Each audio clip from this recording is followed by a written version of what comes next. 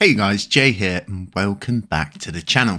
So if you're new here, don't forget to subscribe, like, comment, hit the notifications bell to stay informed. So we just got done with the TFL space and I was going to throw up a space afterwards, but everything was pretty self-explanatory and I just felt like we would be flying a plane round in circles for things that were already pretty well described. We got a lot of information and they're going to be doing a follow-up space as well. So I thought to myself, I'll leave it until Thursday.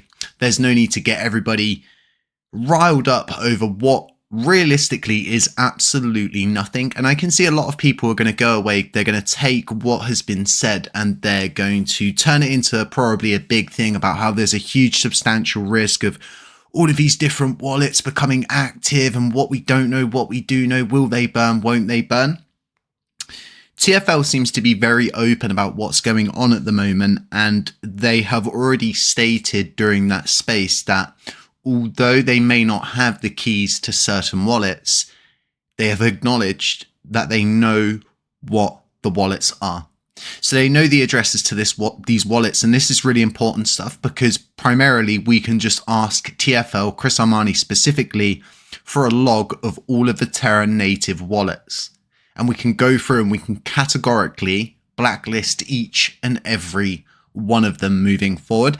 We got a lot of good information from that space. And I think one of the most important things was the acknowledgement that TFL from this point onwards is shutting down. And it's going to take around 5 months to shut down. This falls into what we know with the court documents currently. So what we're looking at here on the screen is the final judgment against the defendants, Terraform Labs Pte. I'm not going to go through it. I'll leave a link to it. You can go through it. You already know all of this.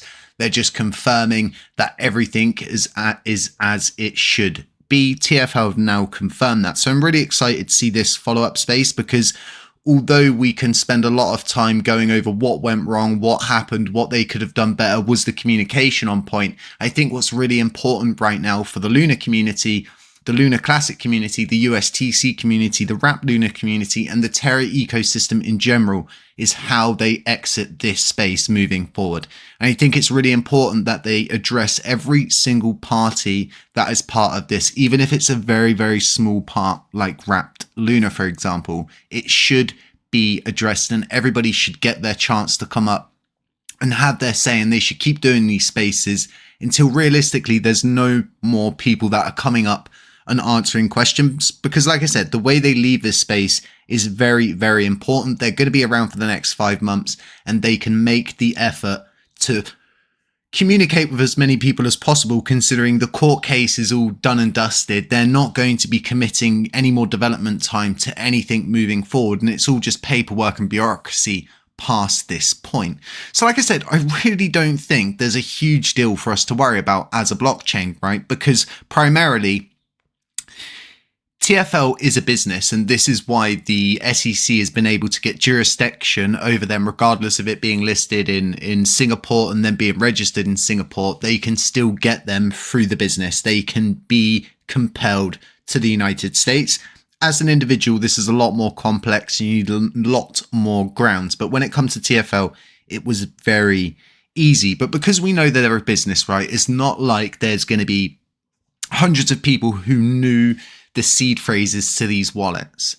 It's probably going to be a very select group of people, and the likelihood is DK probably has a lot of those seed phrases, and Chris just doesn't want to say, oh well, DK actually has access to a lot of these. And as he stated, it's DK who's been handling the LFG funds and everything that's been going on with that. So once again, we got so many different answers. And what I did, just in case, and I'm not saying that they would do this, but I recorded it and I'm uploading it to YouTube currently. For those of you that might not have Twitter, for those of us who do get worried that they might put a space up like this, say something that they didn't really want to say and then go on and delete the space later. And we got people that just, like I said, they just won't go on and use and utilize Twitter. So we've made a recording that's going up for you to go through, dissect it, and kind of hear everything that went on, even the questions. So definitely one of my key questions would have been is just, can we get, and can TFL produce a log of all of those Terra native wallets? Currently, the biggest worry is what's in the LFG wallet and then what is in the schedule of funds that have been acknowledged by the courts. Those are the two wallets that are most important. And what I would say to everybody in the Terra Classic community is my perspective in this now currently is we should not wait for TFL to decide if it's more work to burn and destroy the keys or if it's more work to go into the wallets and actually burn the coins. Now, obviously, if they've lost the keys to the wallets and that's a genuine thing, we're going to need the wallet addresses so we can blacklist those funds and lock those wallets so those tokens can never be used and utilized ever again moving forward. And then we can logically and safely remove those from the circulating and total supplies and say to ourselves, we definitely know these coins are locked and they're removed until a proposal goes up to tell us otherwise. So for me, I think this is something we should start discussing now. I think a proposal should go up. I think some brilliant minds should probably put this together. I don't think there's a lot that needs to go into it. We've blacklisted a wallet before. It's not something that's new to us. And I think it would be a rather easy process to go through again. I don't think there's going to be a lot of arguments or a lot of people who say to ourselves, no, we shouldn't do this. This could get us in a lot of trouble. They're Terra native assets that belong to the Terra ecosystem itself. This chain has no central body or central authority behind it. So therefore, they really do belong to the blockchain. From my perspective, someone in a different position may have a different opinion. Someone who works in the court of law and in the financial sector might have a totally different opinion. But that's just my opinion moving forward. So like I was saying, I think a lot of people are going to take the negatives out of this and turn mountains into molehills and try to get people worried that this could all go tits up, so to speak, excuse the French, that it could all walk down this route and everything's going to blow up when realistically there's 3 billion USTC that's going to burn and around I think my last figures are around 1.3 billion LUNC. And the whole case is done and dusted.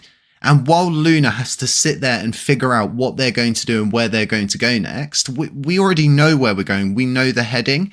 So something that's really becoming quite apparent to me is everybody's got differing opinions on everything, even when it comes down to what direction a chain's going in.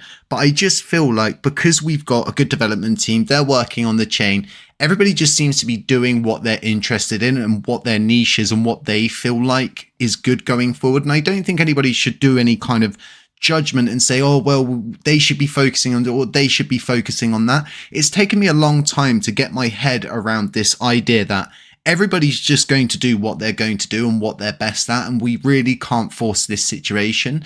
And when you disagree with someone, you simply just disagree with someone. You're probably not going to agree with that person. And it's best to just go, okay, we disagree, you disagree, I disagree. Cool. Let's talk about something we do agree on.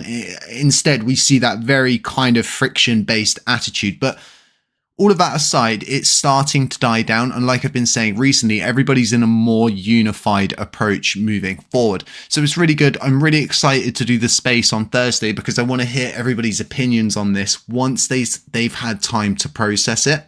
Because in this case of getting people riled up, I think we can rile ourselves up when we jump into something and we haven't really sat and thought about it. What I mean sit and think about is literally just go sit and think about it. Even if you're doing something else, sometimes those thoughts intrude into your mind and you're like, I didn't think about that before, but now I'm thinking about this a little bit different because I had time to process it. So these are really all important points, I think. But like I said, really, really excited to do this space on Thursday and see what people come up and see what people are saying. But from my perspective, a few points to break down here at the end is we shouldn't wait for TFL to blacklist assets. We should just blacklist them. And if they decide to destroy the keys, burn the keys or burn the coins, either way, unless they're burning the coins, we're still going to have to blacklist. So it's probably better we do it sooner rather than later. But let me know what you think. Do you think we should have a little bit of a more polite approach? Do you think we should wait? Do you think we should be a little bit more courteous to them and maybe see if the SEC is going to do something more interesting? What do you think? It's such an important point, and this is what I like about the Twitter Spaces that we've started doing and all of the other Twitter Spaces that we're doing. This is a very one-to-one connection here, whereas on Twitter, it's not about one individual speaking and you just listening to one individual. Instead, you're hearing different parts of the argument in a very mature and nice environment where you're able to absorb the information instead of like hearing a load of people bickering, arguing, trying to talk over each other. Instead, you've got this very, very big circle of many minds that may not agree, but they're all collaborating in different ways to try to get to a unified approach. And it's so much easier to do this, isn't it, than sit there and type to someone and you don't quite know how they're saying that, what their approach is, the way they executed the thing that they said. It's all really important stuff, and that human communication definitely got lost for a little bit in LUNC, but it's so nice to see all of these different spaces going up. Don't forget to check that out on Thursday. You can grab the links from my Twitter. Like I was saying at the beginning, if you're new here, don't forget to like, subscribe, comment, hit the notifications bell, and just a little thing here at the end. I'm seriously considering doing video in my videos. So let me know what you think about that. Do you think it would be a good idea? I've kind of been thinking about the way I want to set this up, the way I want to do it, and the atmosphere I kind of want to put forward with it. Obviously, this is a big thing for me. I've never done video during all of this stuff, but we're getting to a point now where I think you guys would do a lot better if you could see the person who you're listening to instead of just seeing this picture of this cat with the mic visual behind it. Let me know what you think. Stay safe, stay humble, stay aware, and as always, I'll catch you in the next one. Ciao.